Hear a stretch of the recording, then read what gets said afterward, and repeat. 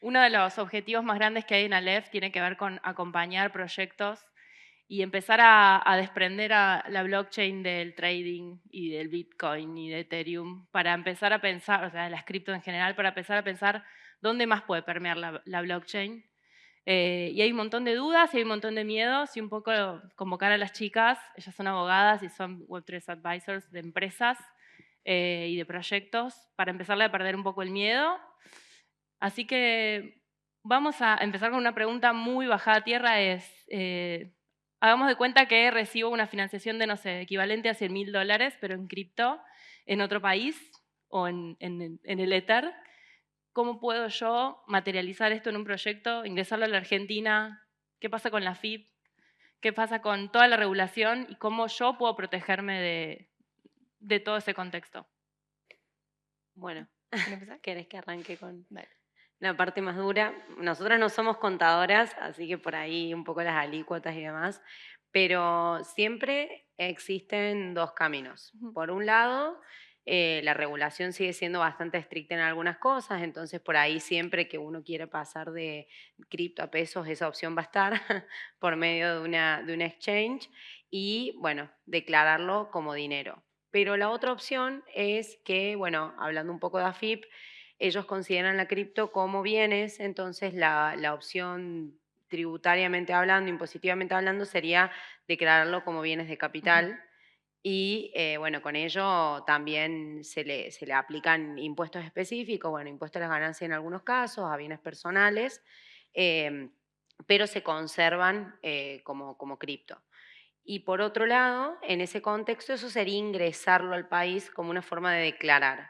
Pero también se aprovecha la oportunidad que quienes ya lo hayan ingresado de alguna otra forma, bueno, ahora salió el régimen de blanqueo, que, bueno, básicamente el régimen de blanqueo te da esta posibilidad de poder blanquear lo que uno ya tiene en, por ejemplo, billeteras descentralizadas por medio, lo que sí es importante tener en cuenta es que tienen etapas planificadas. Ujú. Nosotros la primera etapa es hasta el 30 de septiembre de este año y se tiene que declarar hasta $100.000 y la alícuota que aplica es más o menos de un 5%. Después la segunda etapa 10 y la tercera etapa 15. Lo importante a tener en cuenta, con la diferencia de lo que dije al principio y para no ser tan técnicas, es que una cosa es la actividad regular de uno querer ingresar constantemente cripto al país o no en un estado blanqueado. Y otra muy distinta es blanquear lo que se llama propiamente como figura el blanqueo de capitales. Pero bueno, en ese contexto, para la financiación, esa es una de las vías, por lo menos. Y uno diría, ¿por qué lo quiero tener blanqueado? La realidad es que para después adquirir otro tipo de bienes, por ahí poder constituir sociedades y que el capital que está dentro de la sociedad sea ese, uno no tiene que tener blanqueado, para poder afrontar gastos normales por ejemplo, de la producción per se, digamos, tiene que ser dinero que esté, bueno, en este caso cripto, que esté en el curso legal del país. Así que bueno, eso sería una de las situaciones. No sé, Milici. Como también pequeño detalle para tener en cuenta es que si yo soy un proyecto y tuve un financiamiento, por ejemplo, de un grant con Gitcoin u otra y entra a mi wallet, después lo voy a querer traer justamente a la economía real, no solo para poder justificar de dónde viene y cómo me puedo sustentar, sino también para volver la parte operativa más fácil. En tal sentido, si yo tengo mi wallet, después voy a querer hacer lo que se llama un on-ramp u off-ramp, que estamos hablando de la conversión de cripto a fiat o de fiat a cripto. Y cuando me refiero a fiat, estoy hablando de una moneda de curso legal, en este caso pesos, pero en otras jurisdicciones podemos estar hablando de dólares, ¿no? Por lo cual es bueno tener en cuenta que por ende, si yo voy a querer poder normalizarlo o declararlo o pagar en pesos o hacer una transferencia bancaria, lo más probable es que tenga que elegir alguno de los exchanges regulados que ya existen en Argentina para de esa manera hacer un puente, por así llamarlo, de lo que es el mundo digital al mundo físico. Y a partir de ahí hacer ese diálogo con la almohada, por ahí como mencionó Sofi, decir blanqueo o no blanqueo, pero desde esta declaración de lo que tenemos es que se pueden también justificar nuestras actividades. También puede ser de que se quiera pagar aparte de la gente que trabaja con nosotros en cripto, por lo cual el on-ramp, off-ramp no sería tan necesario, pero entender el por qué esa bajada justamente puede venir bien al momento de querer después operar normalmente. Ok. Abrimos la puerta a otro tema que es la tokenización, que este año se estuvo escuchando un montón sobre real world assets y empiezan como a aparecer otras cositas de otras industrias. Bueno, durante la tarde se estuvieron hablando de nuevas oportunidades de financiación colectiva. eh, Todo se puede tokenizar. Recién hablaron por ahí de una botella, no, de una botella de vino, no me acuerdo qué dijiste, como que Una botella de una agua. botella de agua Sí. si se podía tokenizar. Todo se puede tokenizar. ¿Y qué es esto de que hay muchos contribuyentes y muchos socios a la vez? Bien. ¿Cómo es esa estructura? De nuevo, aparecen los entes reguladores.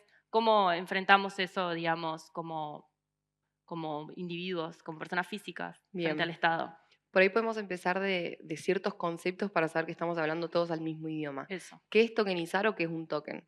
Cuando hablo de un token, dentro del concepto cripto, estamos hablando de la representación digital encriptada de algo en la blockchain. Es la representación de algo, un input de data en la blockchain.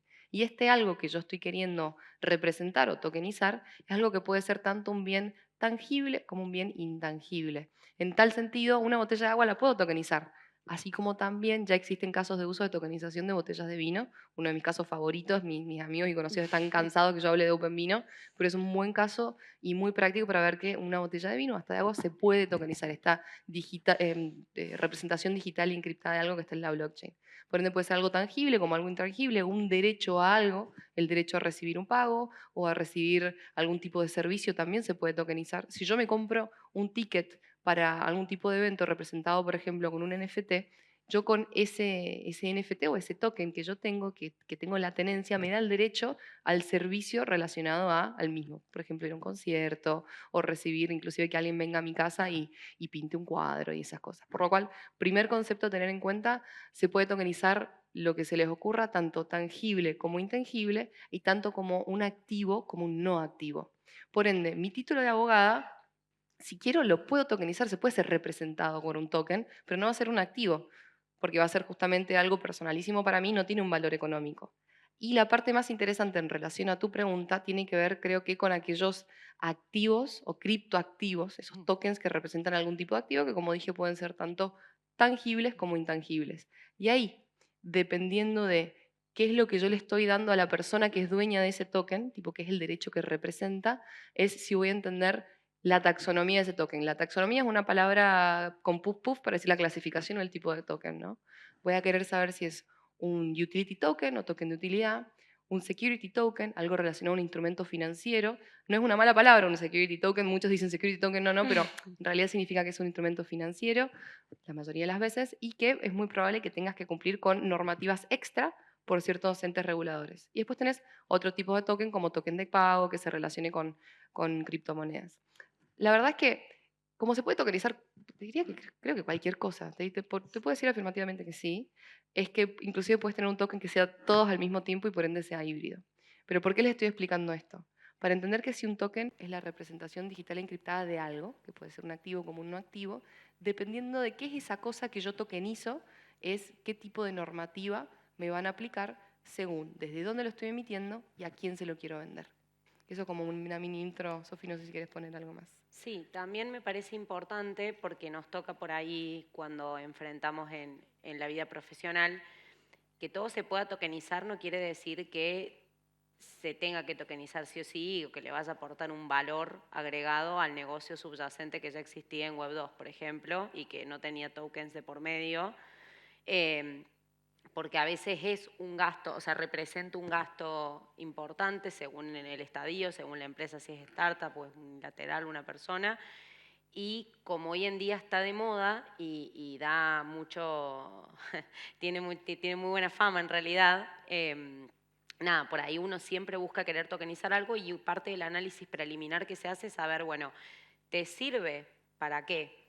En ese contexto, me parece que escuchando un poco las charlas anteriores, tiene mucho que ver la industria. Justo, bueno, la mayoría de los acá presentes están en una industria en la que me atrevo a decir que la mayoría de veces sí sirve tokenizar, Primero por el financiamiento, como decían muchos. No es una industria con la que yo esté 100% familiarizada, así que por supuesto que en cualquier momento alguien me puede interrumpir y me puede. Pero por ejemplo, por el financiamiento, por cuestiones de expansión, de creación, de dar a conocer, etcétera, cuestiones de protección al usuario, al consumidor, incluso.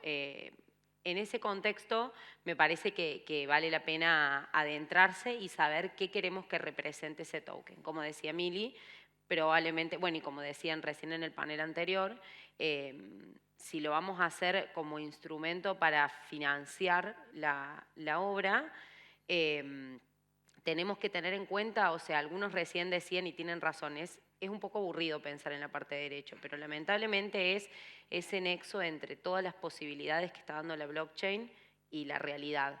Y me atrevo a complementar lo que decía Emily, de que si bien todo se puede tokenizar desde un punto de vista tecnológico, desde un punto de vista jurídico hay cosas que no se pueden, al tipo de derechos, no se pueden, o si se tokenizan desde un punto de vista tecnológico, después no se pueden transferir porque son derechos personalísimos, por ejemplo. Entonces, entender un poco, perderle un poco el miedo al mundo que ya existe, que hay muchas personas que usan toda esta revolución de la Web3 como para tratar de escapar, en vez de perderle el miedo al mundo que ya existe, tratar de informarse y decir, bueno, nosotros tenemos estas posibilidades como productores, este es el país donde queremos producir. ¿Es nuestra limitante? No, quizás es el país donde va a estar filmada la película, pero podemos conseguir el financiamiento de otro país con una empresa que creamos en otro país. Y bueno, y ahí es como todos los puntos empiezan a tener sentido, pero al final del día tienen un marco regulatorio que permite que esa producción, que es para lo que están haciendo todo este trabajo, se pueda hacer y tenga sentido. ¿Y qué beneficios le da un proyecto cultural, digamos, poder tokenizarse para todos estos inversionistas, digamos, que después terminan siendo socios también?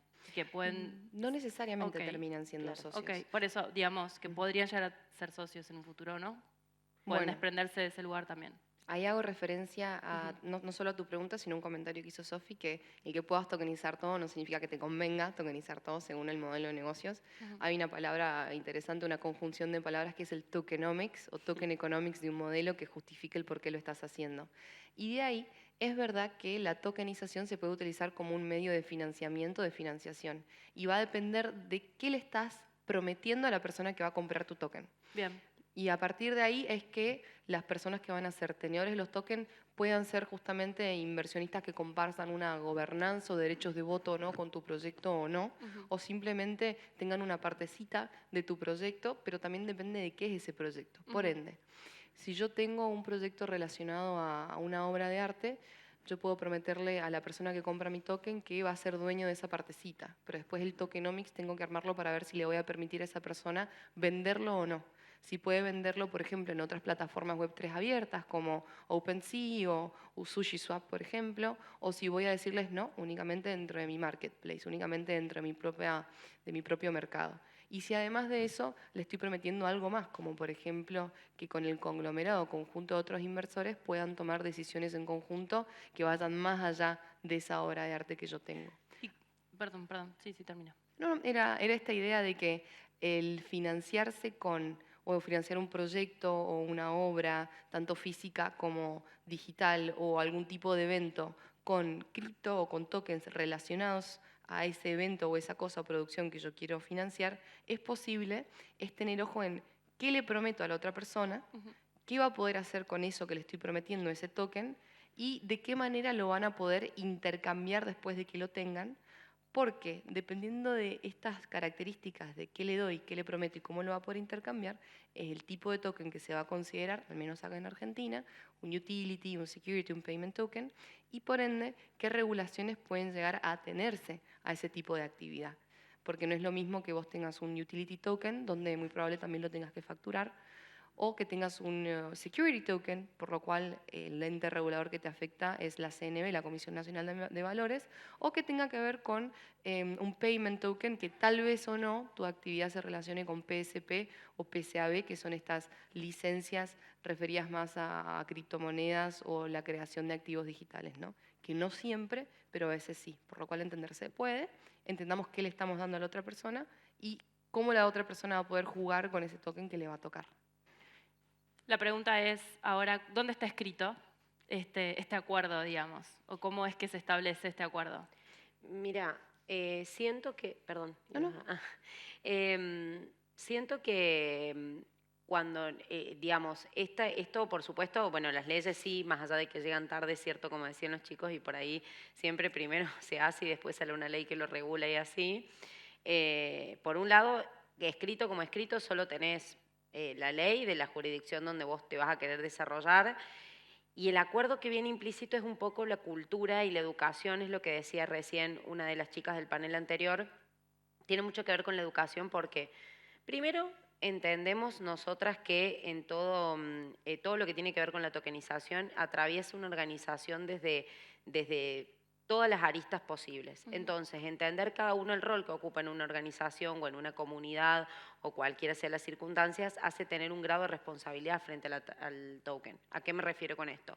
Si yo tengo una productora y yo soy la persona que va a diseñar, o sea, yo soy más como en la cabeza de la productora y soy la persona que tuvo la idea de tokenizar. Bueno, entonces tu responsabilidad radica en que vos, como vos no podés saber todo, porque quizás sos el CTO o sos la persona, o sos simplemente el que tuvo la idea, pero tu expertise se basa más en tener buenas ideas, vas y te asesoras con un abogado que se encargue de hacerte la estructura. Siempre se trabaja en conjunto, ¿no? Cuando llegue este momento, como dice Mili, de definir el alcance de ese token, me voy a atrever a tomar una frase que dijeron recién en el panel anterior. No es porque sean simpáticos que se los acepta más fácilmente que otros tokens, sino porque el subyacente de ese token y la representación es más clara muchas veces, hasta que deja de ser clara, y ahí vienen los problemas, que a eso voy, es más clara. Vos decís, bueno, tenés un NFT que representa un Picasso, el Picasso lo tenés colgado en tu casa, y por más que vos te puedas dar vuelta y vender ese Picasso y por un precio mayor al que lo pagaste, y eso te dé una ganancia, no se entiende como un instrumento financiero ese Picasso, sigue teniendo un valor cultural. Entonces, vos no tenés organismos que se dedican todo el día a encontrar esta beta encima tuyo, diciéndote, no, mira, va a venir don organismo y decirte esto es un instrumento financiero.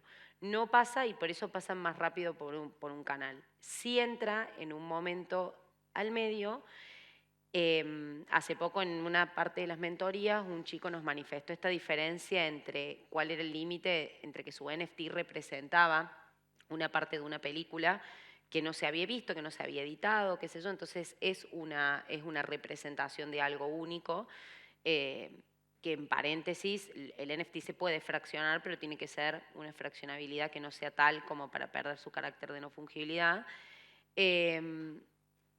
Pero llega un momento en el que si después en ese componente, porque hay muchos grises, entonces cada uno que esté sentado al frente lo piense desde su rol en cada organización, hay muchos grises, si representa esa parte de la película, pero también representa rentabilidades sobre otras películas sobre las que vos no tenés partes sin editar, sino que simplemente tenés todos los días una mensualidad que te llega que representa una rentabilidad de lo que se vende de las reproducciones de una película X, otra. Va a venir este regulador que te digo y te va a decir, che, pará, divina tu parte que está apalancada en una pieza cultural única y demás.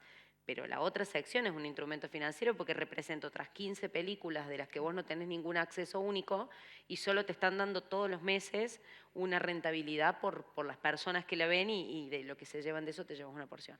Entonces, bueno, como decía Mili, redondeando, porque por ahí a veces uno se pone un poco técnico, encontrarle el camino y definirlo bien es parte del trabajo de cada organización y en conjunto, con un contador que te pueda decir qué tipos de impuestos les va a recaer en base a la definición del token, con un abogado que te lo pueda definir, con el dueño del negocio, o por lo menos el representante del dueño de la idea que te pueda decir, che, pará, lo estás desnaturalizando tanto que ya no representa la idea que yo quiero que represente. O sea, encontremos ese punto medio.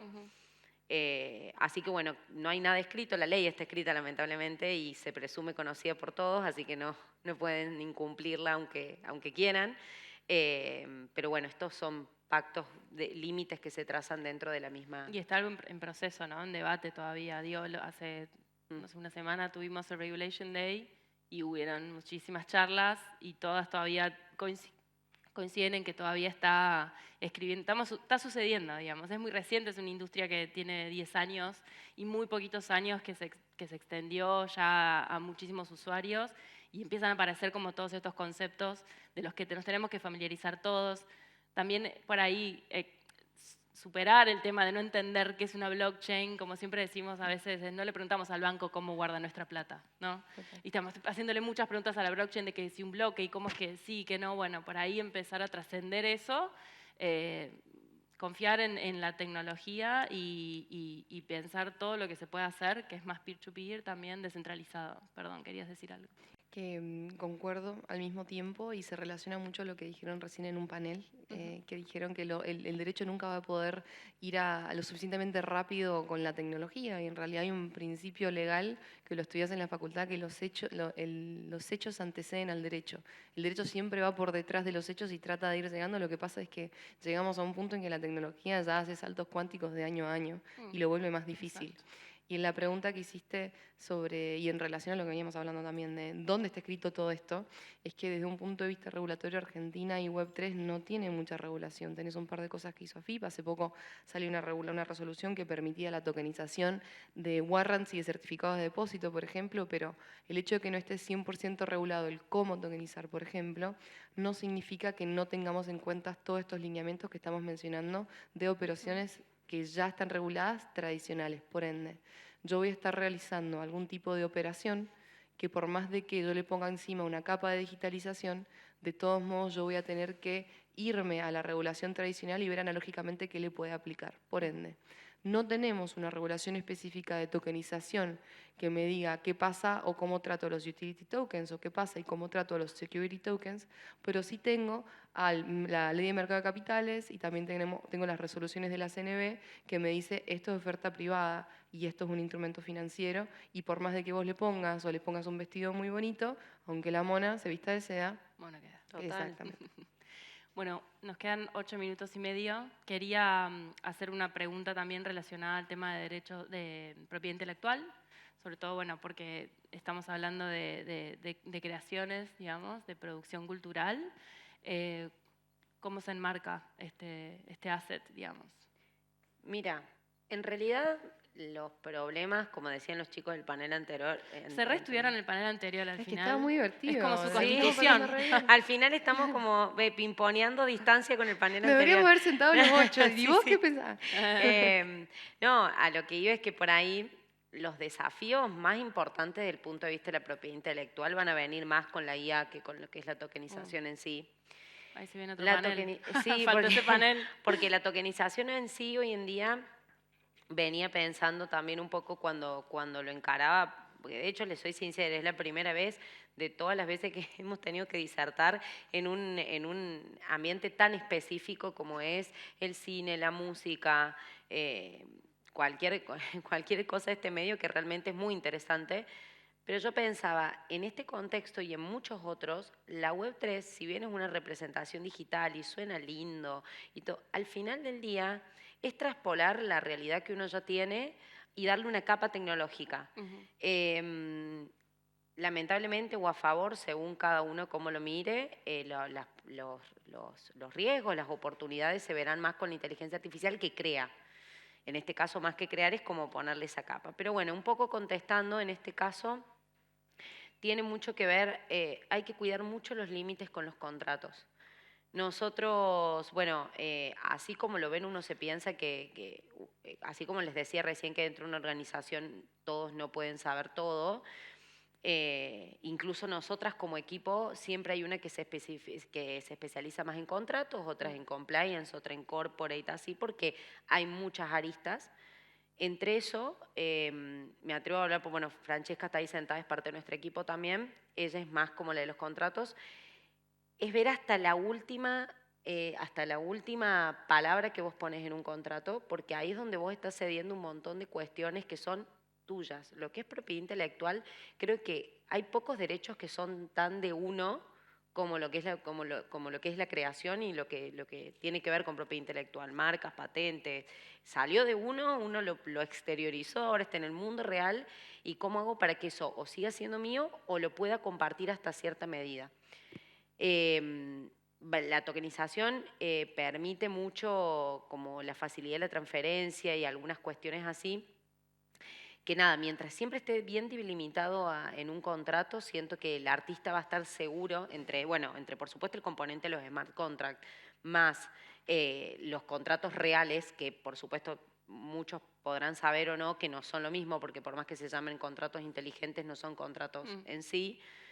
El contrato analógico, los términos y condiciones, esas cuestiones protegen mucho la propiedad intelectual del artista. Entonces, darle un poco más de bolilla a eso, porque a veces vos entras a una plataforma y ves unos términos y condiciones así de chiquitos, unas políticas de privacidad así de chiquitas, y en el flujo de compra del token es compra como si fuera un e-commerce que por supuesto es sin contrato, con contrato Claro. Implícito. Y vos decís, Quedas medio desprotegido. exacto, Ajá. este tipo de cláusulas de propiedad intelectual son claves Ujú. que queden, o sea, que Ok. queden materializadas en un contrato. Mili, se ¿algo para proteja. agregar? Yo creo que en estos 4 minutitos que nos quedan, estaría bueno hacer un mini resumen del valor o las conclusiones que sacamos, Sí. porque Gina nos retó antes de empezar y nos dijeron dejen de hablar como abogadas porque la palabra que no es necesario, tipo, bajémoslo a tierra, en qué sirve y qué podemos sacar. Y creo que podemos empezar con el primer comentario, la primera pregunta que hiciste, Gina, que tenía que ver con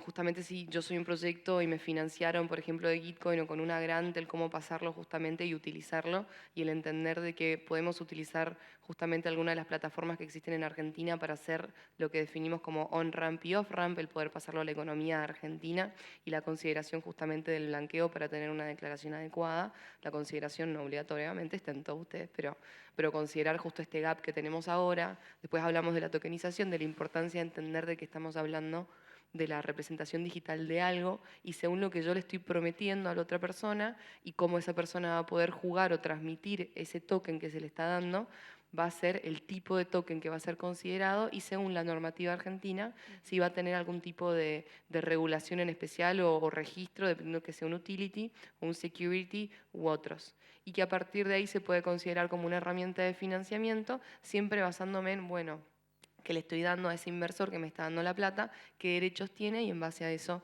el poder empezar a considerar el vestido con respecto al token y a la operación que estoy haciendo. Y que por más que en Argentina no hay una regulación Web3 específica o de tokenización, todavía se aplican las leyes análogas al mercado tradicional o las operaciones tradicionales. Para tal vez después pasar al tema de IP, que es tan importante, que es la mayoría de las plataformas o marketplace tienen la menor cantidad de palabras posibles, pero que para este caso particular cada palabrita hace una diferencia muy, muy grande y que está bueno teniendo en cuenta. Por eso los disclaimers, los términos y condiciones son importantes. Y bueno, y el recordar de que, así como estamos hablando de tokenización de IP, es algo que también puede estar embebido en un token, que puede ser considerado un contrato inteligente, y a partir de ahí la descentralización del conocimiento, de la economía, de la financiación y todos estos temas.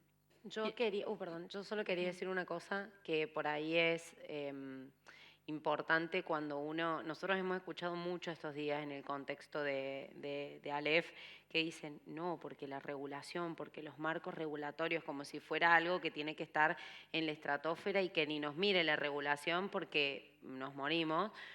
Siento que por ahí en ese contexto saber, y se los estamos diciendo, o sea, cuando uno le llegan proyectos que realmente decís, ¿qué hago con esto? Porque ¿qué le aplica? Es muy creativo, es muy divertido, pero se puede adaptar siempre que uno tiene la voluntad de cumplir y no de esconderse de lo que sea y que no te miren, que no te toquen, es más fácil crecer.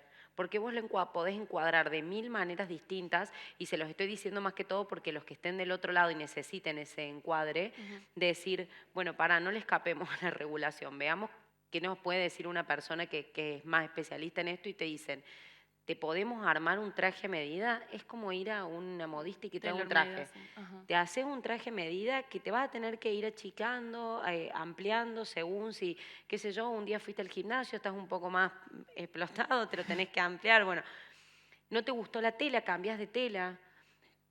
Primero saber que eso se puede adaptar, que eso se puede hacer y que le da seguridad al proyecto y le da seguridad al usuario. A ustedes se les cae la seguridad del usuario y se caen muchos modelos de negocio y se caen muchos usuarios también de las propias producciones. Y por último, saber que se puede crear lo que sea y que todo lo que no tenga riesgo a nivel tanto en creaciones como en modelo, todo lo que no tenga riesgo es porque no lo vale. Entonces, tomar ese riesgo y aunque la ley no esté, quizás tratar de encontrar por analogía algún otro marco que me pueda servir, pero mandarse a hacerlo, porque si no lo hace otro y se quedan sin, sin la idea. Así que... Bueno, momento de las preguntas del público. Hola, ¿cómo están, chicas? Hola. Les hago una pregunta rapidita que me tiene un poco loca y es, por ejemplo, si yo tengo una comunidad que hace...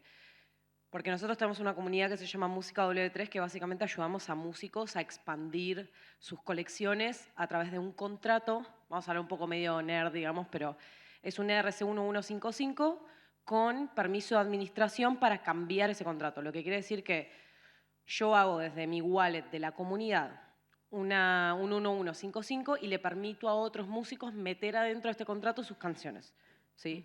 Lo cual se hace como un recopilado de canciones.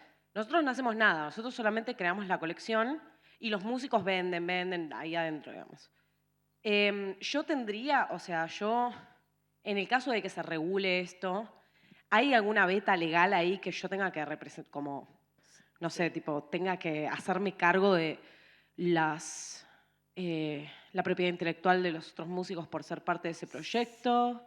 Sí, son varias aristas. Primero, si hay un mercado subyacente dentro del cual vos tenés control por ser la representante de la comunidad, un control que quizás no es absoluto, pero por lo menos vos te podés enterar de lo que pasa.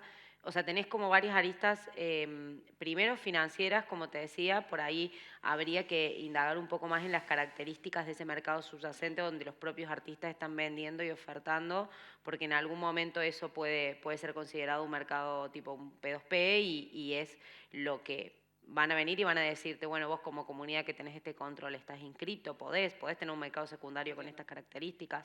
Eso por un lado en cuanto a temas financieros.